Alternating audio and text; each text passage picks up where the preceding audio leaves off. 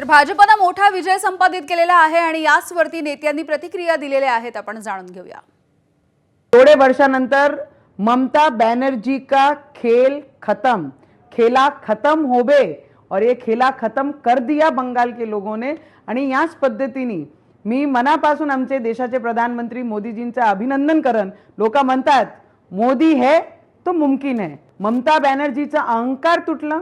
ममता बॅनर्जीचं ज्या पद्धतीने महिलांची सुरक्षाबद्दल जे हलकर्जीपणा होता, जे त्यांना निग्लेक्ट करत होती आणि जे अत्याचार करणारे लोक त्यांना सपोर्ट करत होती, आज या सगळे विषय संपलं।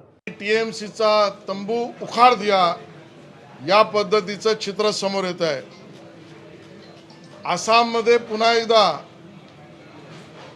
मोठ्या प्रमाणात आसामी नागरिकांचा मतदारांचा विश्वास भारतीय जनता पार्टी माननीय नरेंद्र मोदीजींच्या नेतृत्वात आणि तिकडचे मुख्यमंत्री हेमंत यांनी केलेल्या कार्यावर पुन्हा एकदा विश्वास जनतेने भारतीय जनता पक्षाला दाखवला।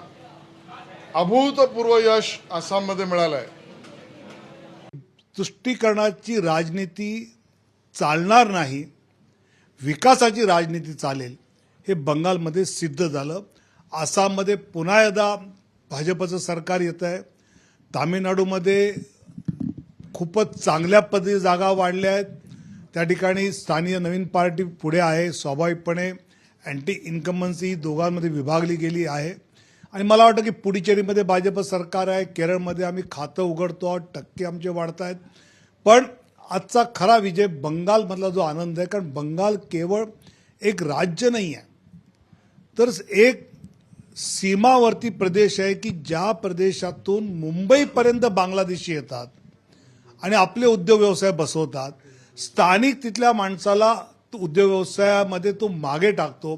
मला असं वाटतं की या बंगालच्या विजयाने अनेक प्रश्न आपल्या देशाचे सुटणार आहेत। एबीपी माझा, उघडा डोळे बघा नीट।